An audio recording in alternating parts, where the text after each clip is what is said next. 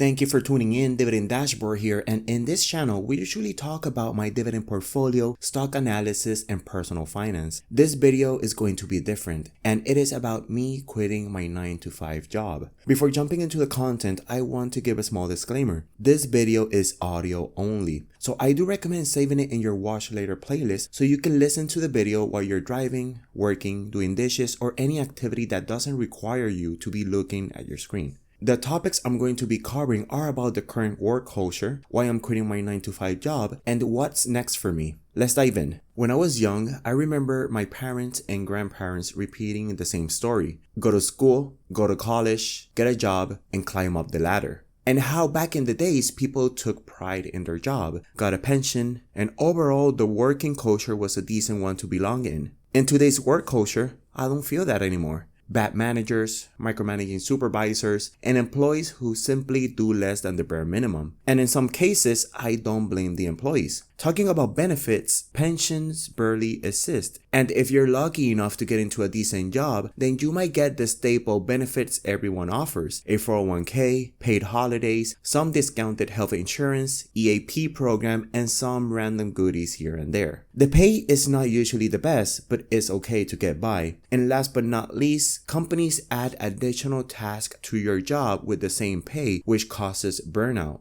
Now, I know everyone's stories in the 9-to-5 workplace are different. Some people enjoy what they do, others don't, and both feelings are 100% valid. I must admit that the typical corporate life is not for me. The one I'm referring to is the one where you commute to the office, wasting hours of your personal time driving, to sit in a colorless empty desk and type your life away for 8 hours straight. Where in some occasions, you can't even say hi to your coworkers because the grind must continue, and that represents a monetary loss for the company. Doing lines for the microwave since you brought food from home and want to save some cash. The corporate activities like stretching by your desk or doing some 80s show trivia, that's what I dislike. The culture is not simply what it used to be, and the generic perks are simply nothing that will cause you the wow effect. Moving to why I'm quitting my 9-to-5 job, let's put some context. I work for a Fortune top 10 company. I've been here for 3 years. To be honest, it's been the best job I ever had. Decent pay that scaled up, decent stable benefits, work from home after finishing training, and a monthly bonus that I was getting consistently. It's a production-based job, so me and my coworkers had a metric to get by at the end of the day. The job was super easy and straight to the point, until changes started to happen.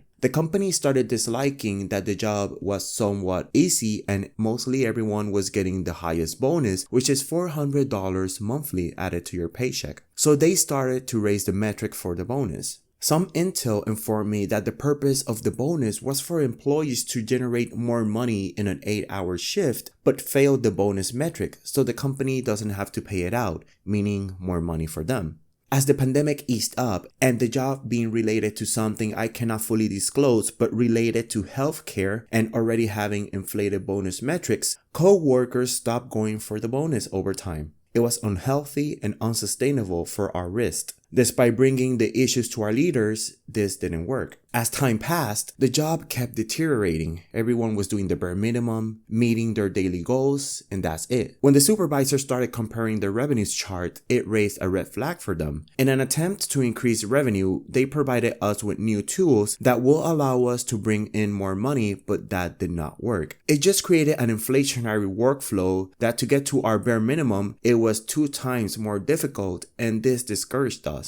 Now, having an inflated workflow and now too much stress in our system, meaning consistently slow and crashing programs, the production fell under for some colleagues, which to my eyes is not their fault. Now, the last straw was when the supervisor started calling employees that are under the bare minimum. Depending on the severity, employees must go to the office X amount of days. I was one of them. They were asking me to go 2 days to the office indefinitely, aka when I get my numbers up. I gave them evidence that it was not needed as the issues I constantly had to do with the server. It wasn't an internet or power issue. They insisted and I refused. So after a back and forth of 2 team calls and a lot of thinking in between in my free time, I decided to quit. All of this didn't happen overnight. I've been working here since 2021. So it was a job that was deteriorating over time to the point where you say enough is enough. Personally, working from home has been a blessing for me. I was able to save money to fully pay my car and student loans, cook healthy meals, sleep more, save time, go to the gym, and even work on this YouTube channel. Not on company time, of course. Going back to the office meant that I'll have to reschedule my whole week, including weekends, as all my errands were rolled over. Now, I could have just done that, but knowing myself, my mental health would not take it and probably would have to let go of certain things for the meantime, like this channel and some days not going to the gym. It will also increase my expenses in gas and would need to take additional personal time to unmount my equipment at home to bring it to the office and vice versa, cook extra meals, and prepare clothing. It sounds like a hassle when I'm working 100% from home, adding to the mix that I was getting tired of the job. So I took the opportunity to quit. So what's next? Well, I quit this job without having another job lined up. However, I've been saving money for situations like this. A fund that will allow me to survive in this type of situation. This fund should cover me for around 1 year of expenses, but I do not plan to stay with no income for that long. Since I barely took vacation at the 9 to 5, I should be receiving all my vacation time paid plus the check of the 2-week notice, which adds an additional cushion to my survival fund. I'm going to take a slight break from the workforce and focus on my quality of sleep, connect with nature, be more present, enjoy the little things in life, go to the gym, and spend more time with my friends and family.